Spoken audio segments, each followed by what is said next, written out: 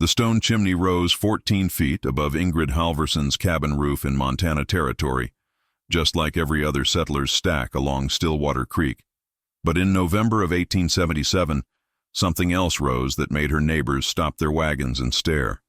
A second foundation of river rock, dug 6 feet into the frozen earth directly beneath where her late husband's cabin floor had been. While smoke climbed to the sky above, she was building something underground that would make the old-timers shake their heads and the young bucks laugh outright.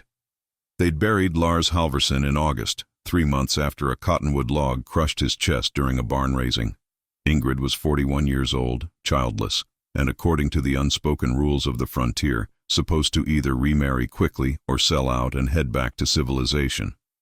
Instead, she hired 2 Crow laborers to help her dig. By the first week of December, when temperatures dropped to 8 below zero, she'd excavated a chamber 12 feet long, 8 feet wide, and 7 feet deep directly beneath the cabin floor. The neighbors watched her haul out wheelbarrow after wheelbarrow of dirt, then begin lining the pit with river stones mortared together with clay she'd mixed herself. "That Swedish woman's lost her mind," said Martin Keller to anyone who'd listen. Keller had homesteaded his 160 acres 7 years earlier and survived 2 winters that killed off half the settlers in the valley. He'd built 3 cabins in his time, each one an improvement on the last, and he knew that you didn't waste labor digging holes when winter was coming. "She's gonna freeze to death playing in the mud while her woodpile runs out." But Ingrid Halverson wasn't playing. She was rebuilding the heating system her grandfather had used in a farmhouse outside Uppsala, Sweden. A system that stored heat in stone and earth instead of letting it escape up a chimney and disappear into the Montana sky. What made the neighbors laugh wasn't just the digging. It was what she did with the chimney itself. She redirected it. The main flue still went up through the roof, carrying away the smoke. But before the hot gases could escape, she'd built a secondary channel that split off 4 feet above the firebox and curved downward through the cabin floor. This underground passage snaked through her stone-lined chamber in a series of deliberate turns, heating the rocks for hours before the cooled smoke finally rejoined the main chimney and vented outside. The principle was older than America itself. Romans had heated bathhouses this way 2,000 years ago. Koreans had used ondol systems for centuries, but on the Montana frontier in 1877, it looked like madness. Thomas Reardon rode over from his place 3 miles north the day Ingrid was mortaring the last stones into place. Reardon had been a sergeant in the Union Army, had spent a winter at Fort Laramie, and he didn't suffer fools. He dismounted, studied the excavation through the gaps in the floorboards she'd temporarily removed, and said what others were thinking. "Ma'am, you've got maybe 5 cords of wood split, and you're burning through it twice as fast trying to heat the ground. Come February, you'll be burning furniture. Come March, we'll find you frozen." Ingrid looked up from her work, clay on her hands, and the confidence of absolute certainty in her eyes. "By February, Mr. Reardon, I'll be burning half the wood you are and sleeping warmer than you've slept since you left whatever heated house you grew up in back east." Reardon snorted. He wasn't cruel, just practical. "Heat rises, Mrs. Halverson. Always has. You're fighting nature." "Heat radiates," she corrected, "in all directions, and stone holds it, through the night, through the next day, through times when the fire's low." He shook his head and mounted up. As he rode away, he called back, "I'll check on you come January. If you're alive, I'll bring you a cord of wood. If you're not, I'll bury you next to Lars. If you find yourself respecting the wisdom that kept people alive when there were no second chances, when a bad decision in November meant a frozen corpse in March, hit that subscribe button. We're preserving the knowledge that built this country, one forgotten innovation at a time." By mid-December, Ingrid had replaced the floorboards over her underground chamber and could feel the first benefits of her work. The cabin interior measured 64 degrees Fahrenheit at dawn, 8 degrees warmer than it had ever been the previous winter with the same amount of fire. The stone mass beneath the floor, now heated to temperatures exceeding 200 degrees during evening burns, released its stored warmth slowly through the night. She could let the fire die down to coals after midnight and still wake to a cabin that didn't have frost on the inside walls. But the real test was coming. Everyone on Stillwater Creek knew it. The Crow elders had seen too many magpies flocking early, Too many beaver dams built higher than usual. The woolly bear caterpillars showed more black than brown. All the signs pointed to a winter that would make men question whether this territory was worth settling at all. Sarah Brennan, who lived closest to Ingrid with her husband Daniel and their 3 children, stopped by in the 3rd week of December. Sarah was 29, Texas-born, and had survived things Ingrid couldn't imagine. She'd lost 2 babies to cholera on the wagon trail north, had walked 47 miles when their ox went lame, and she approached frontier life with a pragmatism that bordered on grim. She didn't mock Ingrid's project, but she didn't endorse it either. "Feels warm," Sarah admitted, standing on the floorboards above the underground chamber. "But you've been burning steady for weeks. What happens when you run low on wood? That big stone pit's gonna suck heat just trying to stay warm itself." Ingrid had prepared coffee, real coffee, a luxury that winter, and she poured 2 cups. "The stones don't suck heat once they're charged. They hold it, release it slow. I burn hot fires twice a day instead of low fires all day. Uses 40% less wood for the same warmth." Sarah's eyes narrowed. She was calculating, running the mathematics of survival. "How long to charge the stones?" "First time, 3 weeks. Now, 4 hours of good burning maintains them for 20 hours of warmth." "And if you're wrong?" Ingrid met her gaze. "Then Thomas Reardon can bury me next to Lars, and you can tell everyone the Swedish woman died proving nothing." But Sarah could feel it, the warmth rising from beneath, the way the cabin held its temperature in a way no frontier dwelling she'd ever inhabited had managed. She left without committing to belief, but also without mocking. That was progress. The storm hit 2 days before Christmas. It came out of Canada like the judgment of an angry god, dropping temperatures to 23 below zero in a single afternoon. Wind gusted to 47 miles per hour, driving snow horizontal across the valley and reducing visibility to less than 20 feet. The Stillwater Creek settlement, 14 families scattered across 12 square miles, hunkered down and prayed that livestock could find shelter and chimneys could keep drawing against the wind. In Martin Keller's cabin, he and his 2 sons fed their stove every 2 hours through the night and still woke to ice in the water bucket. The interior temperature never rose above 47 degrees despite burning through wood at a rate that made Keller curse and calculate whether his supply would last to March. His wife, Margaret, wore every layer she owned and still shivered. Thomas Reardon fared better. His cabin was newer, the chinking tighter, the roof better insulated with sod. But he burned 5 logs that night just to maintain 52 degrees, and his hands were stiff when he tried to reload the firebox at 3 in the morning. In the Brennan cabin, little William, age 4, developed a cough that rattled in his chest like gravel. Sarah held him close to the stove, but the heat didn't penetrate far into the 16 by 20-foot space. Daniel went out twice to bring in more wood, losing feeling in his fingers both times despite thick gloves. By dawn, the boy's fever was rising, and his breathing had turned shallow. Ingrid Halvorsen slept through the night in her flannel nightdress with a single wool blanket. She'd built her evening fire from 5:30 to 9:30, stacking split pine and dead cottonwood until the firebox roared and the underground flue glowed dull red in places. The stones beneath her floor absorbed heat like a battery stores electricity, taking in energy and releasing it slowly, predictably, controllably. At 10 o'clock, she'd let the fire burn down to coals. At midnight, she'd added 2 logs more out of habit than necessity. At 2 in the morning, the cabin interior measured 61 degrees Fahrenheit. At 6, when the storm was at its worst and the outside temperature had dropped to 29 below, her cabin interior was still 58 degrees.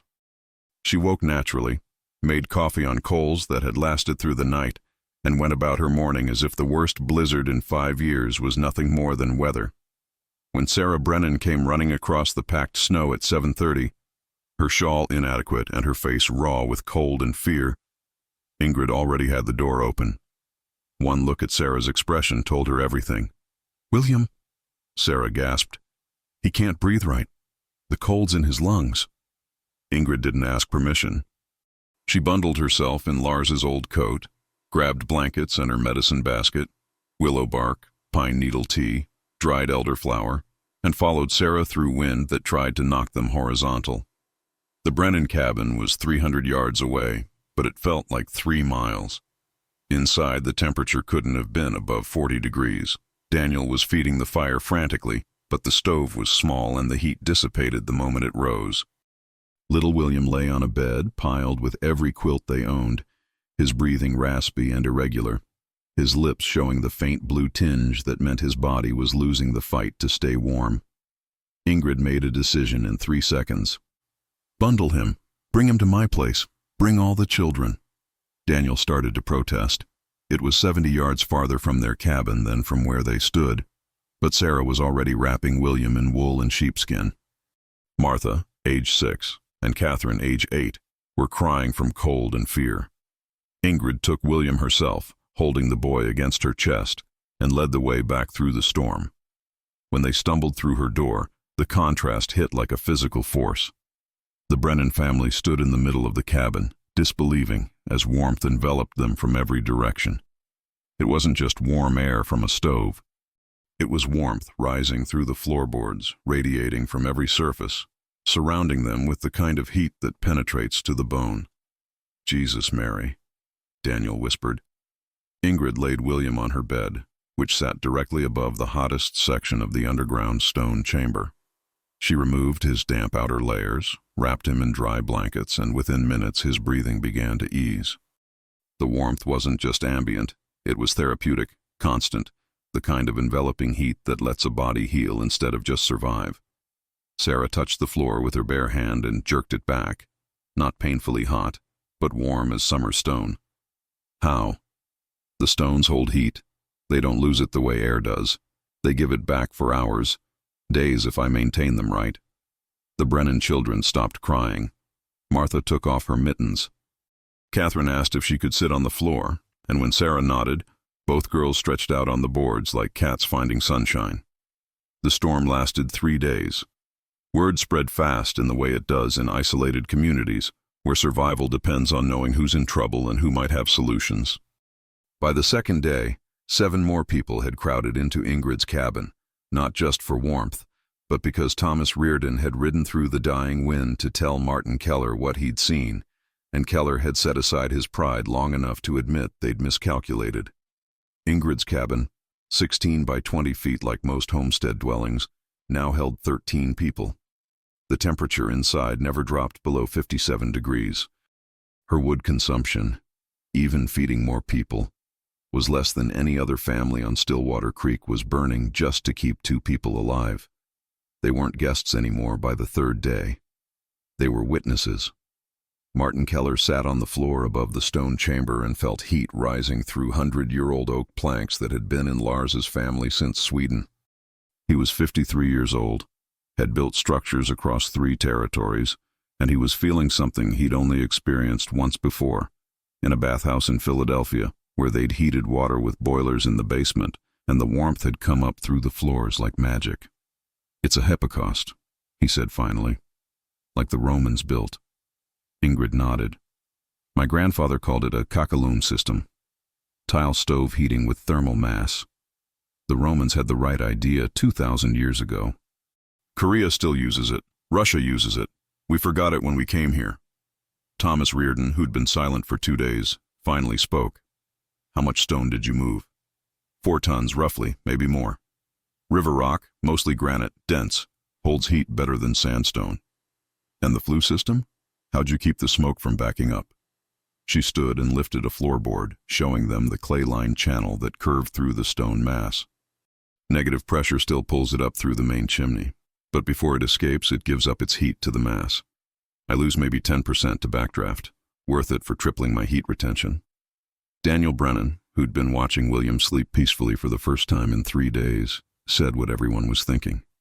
"You could have kept this secret, sold it, made money off it." Ingrid replaced the floorboard. "Lars always said knowledge that keeps people alive shouldn't be hoarded.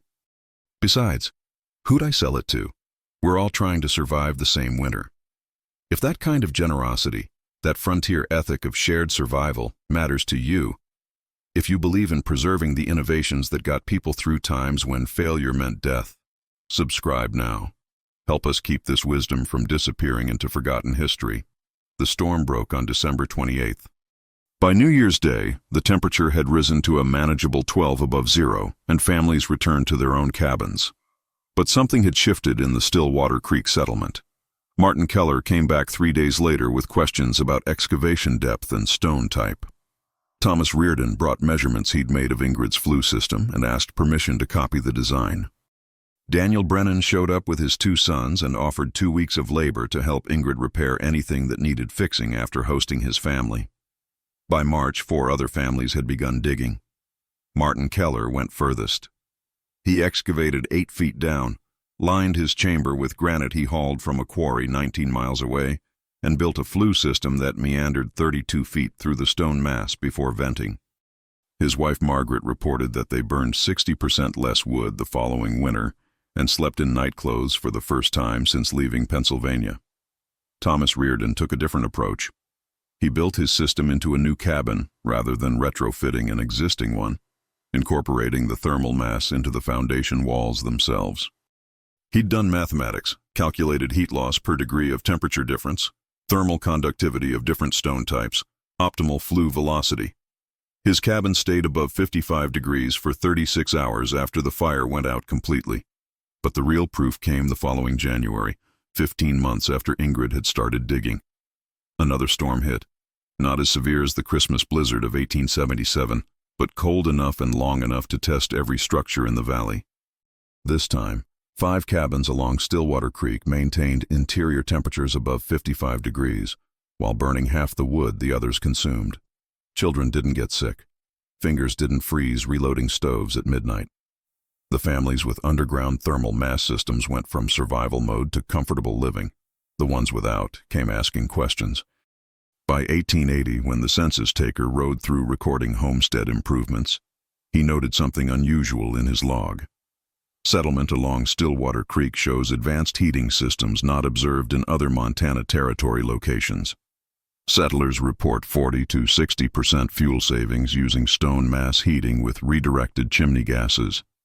Norwegian, Swedish, and German immigrants report similar systems in countries of origin, systems spreading to native-born settlers. Significant survival advantage observed during severe winter months. The census taker's name was Edward Voss, and he was enough of an engineer to recognize brilliance when he saw it. He spent 3 days in the valley, measuring, sketching, interviewing families. His report to the territorial government included detailed drawings of Ingrid Halverson's system and recommended that similar technology be implemented in military forts and government buildings throughout Montana Territory. Nothing came of the recommendation. Government systems don't move fast, and by the time anyone in Helena might have authorized funds for experimental heating systems, the frontier was changing. Railroads were bringing coal. Towns were growing large enough to support commercial suppliers. The desperate ingenuity that marked the homestead era was giving way to industrial convenience. But in that valley, along that creek, the knowledge persisted. Sarah Brennan's son William grew up in a cabin warmed by stones beneath the floor. He became a carpenter, built 17 houses across western Montana between 1895 and 1920, and every single one incorporated some form of thermal mass heating. Not always as elaborate as Ingrid's system, cities have different requirements than isolated homesteads, but always designed to store heat in mass and release it slowly rather than burning fuel continuously. Martin Keller taught his sons, who taught their sons. When the Depression hit in the 1930s and fuel economy suddenly mattered to people who'd forgotten it ever had, 3 families in Stillwater County knew how to heat a house through a Montana winter on a quarter of the wood anyone else needed.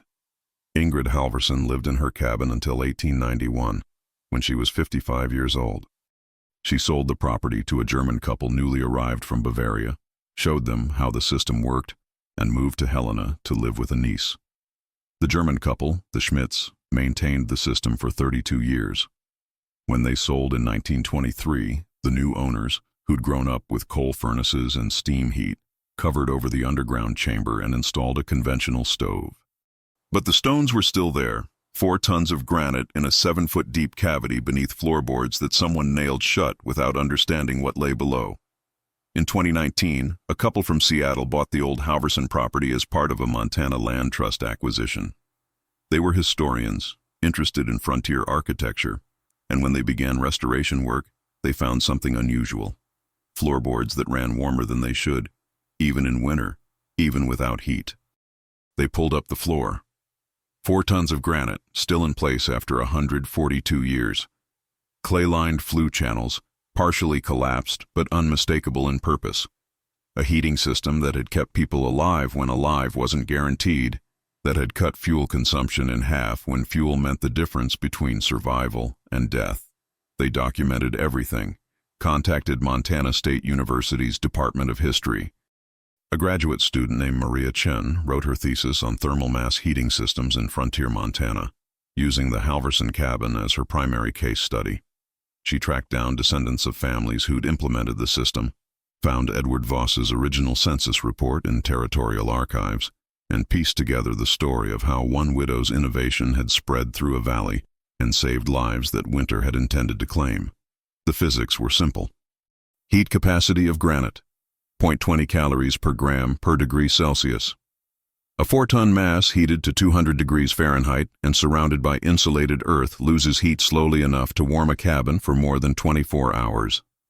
Conventional wood stoves convert fuel to heat at roughly 65% efficiency, losing the rest up the chimney. Ingrid's system captured another 20% of that escaping heat by running it through stone before venting. The mathematics were elegant, the engineering was brilliant, and it worked because it was based on principles that were older than America, older than the frontier, older than the nation-building mythology that forgot where its people had come from. Koreans had been using Ondal systems, underfloor heating with thermal mass, since the Three Kingdoms period, roughly 500 AD. Northern Europeans had used variations for centuries in climates that made Montana winters look mild. Romans had heated public baths with hypocausts that moved warm air through channels beneath floors and within walls. The knowledge wasn't new. It was old. Old enough that pioneers like Ingrid Halverson carried it in their memories from places where winter meant something and survival required more than optimism. She didn't invent the system. She remembered it, adapted it, and proved it worked in a landscape that punished innovation failures with death. That's its own kind of genius. On Stillwater Creek today, remnants of 5 different underground heating systems still exist in various states of preservation. None are functional. Conventional heating has been far more convenient for 100 years. But they're there, beneath floorboards and earth, testament to a time when people solved problems with stone and sweat because those were the tools available. If Lars Halverson had lived, would the system have been built? Maybe. Probably not. He was a good man by all accounts, but he wasn't Swedish-born. He didn't carry memories of Uppsala winters where heat was stored in tile stoves that radiated warmth through the night. It took Ingrid's specific knowledge, combined with frontier desperation, combined with the catalyst of Lars's death, leaving her with something to prove, to bring that old technology to a new landscape. The neighbors who laughed weren't wrong to be skeptical. Most frontier innovations failed. Most unconventional approaches to survival got people killed.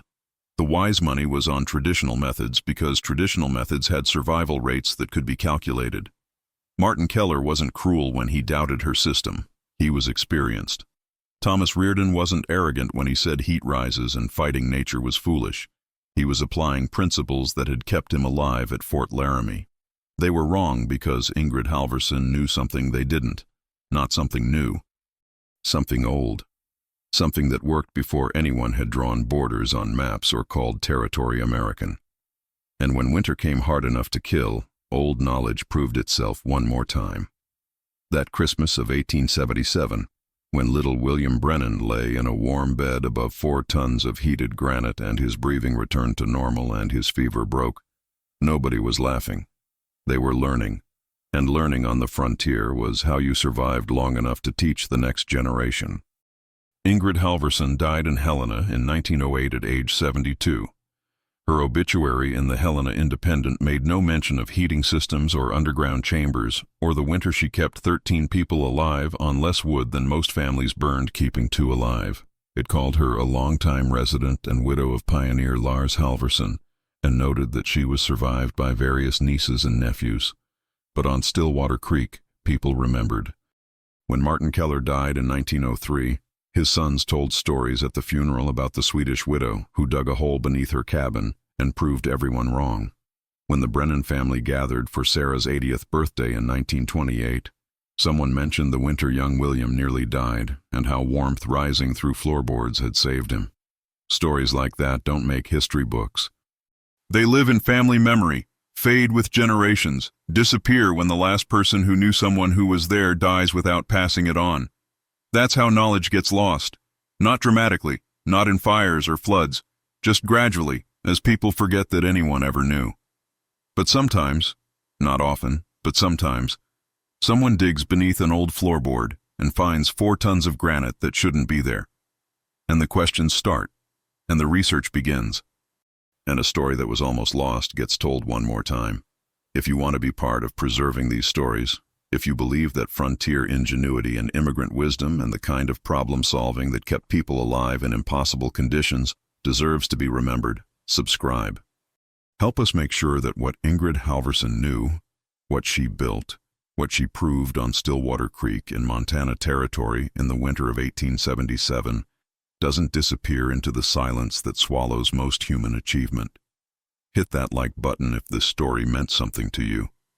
And understand that somewhere beneath your feet, if you live anywhere people once struggled through winters without electricity, there might be stones that held heat when heat meant life. There might be evidence of brilliance that no one's found yet. There might be innovations that worked so well they became invisible, taken for granted, then forgotten when easier options arrived. The frontier wasn't romantic. It was hard and cold and killed people who made mistakes. But it was also a laboratory where necessity forced innovation and diverse cultures brought different solutions to identical problems. A Swedish widow's thermal mass system, a German immigrant's root cellar design, a Chinese railroad worker's irrigation technique, Korean immigrants' ondol heating, Norwegian families' sod house construction. Every wave of settlers brought knowledge from somewhere else, and the smart ones didn't assume American ways were the only ways. Ingrid Halvorsen knew that heat radiates in all directions, that stone holds warmth, that old solutions sometimes work better than new ones. She knew it because her grandfather knew it, because Uppsala winters had been teaching Swedes about thermal mass for longer than anyone could remember. And for one winter, on one creek, in one corner of Montana Territory, that old knowledge met new necessity and proved itself all over again. The stones are still there, 4 tons of granite beneath floorboards that someone nailed shut in 1923 without knowing what they were covering. Silent. Forgotten by everyone except historians and descendants and the occasional curious researcher who asks why this particular cabin has floor joists spaced differently than they should be. They're there because Ingrid Halvorsen dug them into place in November of 1877, while neighbors laughed and shook their heads and predicted she'd freeze to death, proving nothing. They're there because sometimes the old ways work, because sometimes immigrants know things worth learning, because sometimes a widow with nothing left to lose has everything to teach. And they're there because when winter comes hard enough, when temperatures drop to 29 below and children can't breathe and conventional wisdom isn't enough, you need solutions that work, not solutions that sound good, not solutions that follow the rules everyone agrees on. Solutions that work. Heat radiates. Stone holds warmth. Knowledge that keeps people alive shouldn't be forgotten. That's what Ingrid Halvorsen proved. That's what 4 tons of granite still sitting beneath old floorboards in Montana still testify to. And that's worth remembering.